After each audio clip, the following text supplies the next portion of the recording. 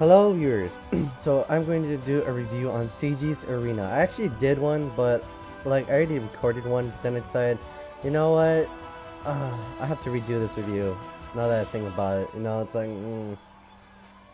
uh, so the issue with Siegius Arena is that it's very basic. It's like, there's not a lot of strat going on other than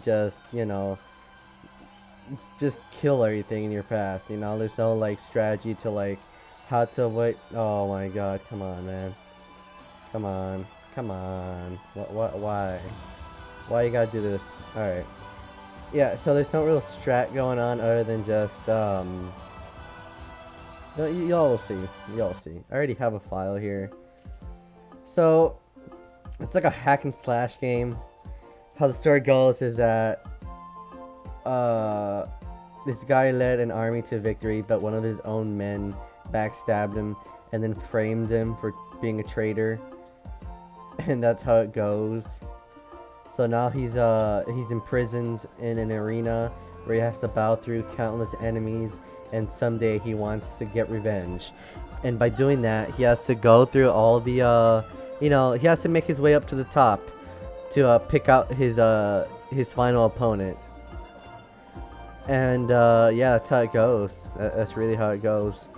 Um, this game, that's pretty much the storyline right there. The creators in the game, of course, just like always with like Strike Force Heroes and Rays. No, not Rays. Was it Rays? No, not Rays. Just Strike Force Heroes. Probably missing a few other games, but that's fine. You have two types of weapon attacks. Z is to hack and slash quick and fast for medium type damage, and then X is for the slow hitting strikes for high damage.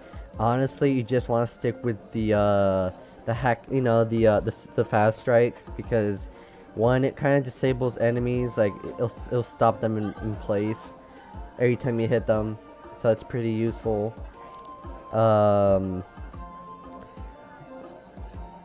Well, you're doing so many strikes that honestly, it's better to just do the quick slashes than the hard hits.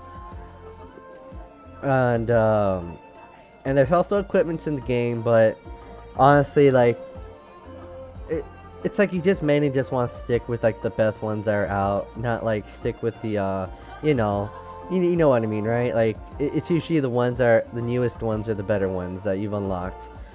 Final one being Obsidian, which is really high defense.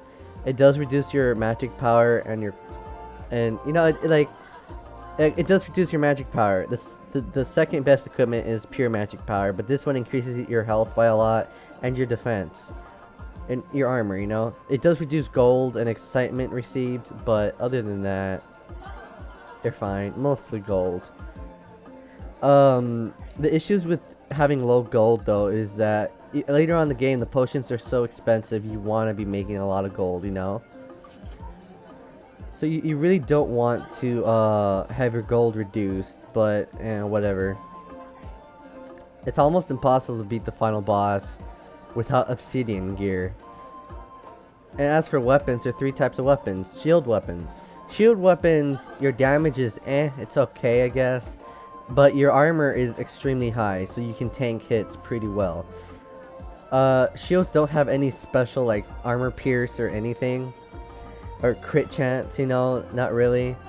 I mean, there's one weapon that your crit chance is increased by like 5%. That goes with the whole setup for that weapon too, but other than that, there's not really anything special other than just armor increase. As for dual weapons have a high critical chance, but they're not effective against armored enemies. There's no armor pierce on them. Now, in my opinion, the best weapons is heavy weapons. Heavy weapons have pure armor pierce, like they ignore the enemy's armor completely. Very effective against tanks and just all enemies in general. They say the heavy weapons are slow, but honestly, like, it's not that much of a big of a deal. You're gonna see in battle right now how good the weapon is. I would just stick with heavy, hammers, because I pretty much just made every enemy there is. What else? There are also spells, and there's three types of spells too. The good ones are The good one is Earthquake, or Quake, or whatever it's called. It's a ground pound which hits an area around you, which is actually very useful. You want that. Like, you really want that one over anything else, because the fireballs in the spell is random. Like, it doesn't guarantee you to hit somebody, no matter how many fireballs are, you know, fired out from there. Like, it hits a random spot, so that's kind of, you don't want to rely on that. As for the thunder spell, the thunder spell only hits in a straight line, not enemies in back of you or side, or by the side of you. So that's a no to, you know, have.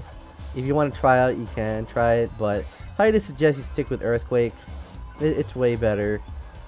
So then there goes your, like, strategy. You just want Quake, and that's it. You just want to be swinging at enemies as you go on. You know, look, there's not a lot of strat going on here. Just swing. Maybe move a bit to the side so the enemy misses. Here, I'm not really giving a crap because the game's just easy.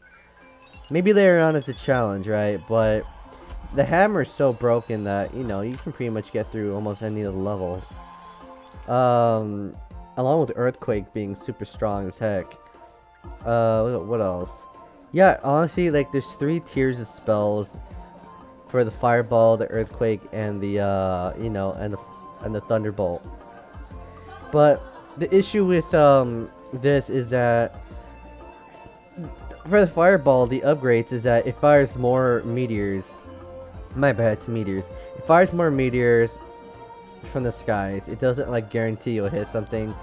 This also increases the range when you upgrade it, and this just makes the you know, this increases the range as well for the crowd damage, which is the best. You know, it's fucking awesome. Honestly, I would stick with just Quake. Or it's called Shock, but honestly, it acts like a Quake to me. Earthquake, whatever. The only thing I really like is that every time you complete a battle, your fan number increase along with your fame. I think that's cool. I do like that the bosses there's Mike and Justin, but other than that, like, it's pretty much just same shit over and over, you know? By the way, the bosses for Mike and Justin are so fucking easy, you know? It's not a big deal to deal with. But yeah, like, there's not really much going on here other than just make yourself through each Coliseum and win your fights. This is why the game is a 5 out of 10. It's just, I don't know, man. Just swing. Oh no, I'm getting hit. Look, just swing.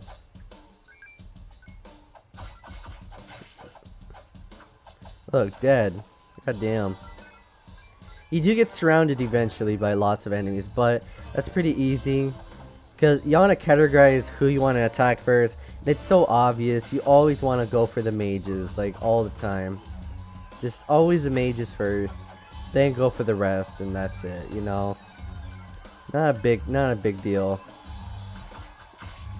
Yeah, I guess I'm not a fan of these kinds of games, but still, it's so simple, you know. I honestly think the first game of Siegius was a lot better because you actually have to strat out what you had to do in battle, like, cause it was like those strategy defense games. And you had all kinds of different kinds of types of, like, characters. Like, you can set different kinds of troops, you know. Like, there was healers, there was marksmen, there was legionnaires, which are pretty much swordsmen, and then there was the tanks, you know. You can decide who you want to send out.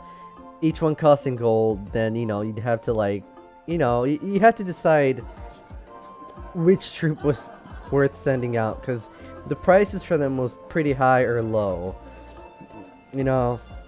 And you had to strat out your battles and how, you know, try to work everything out despite the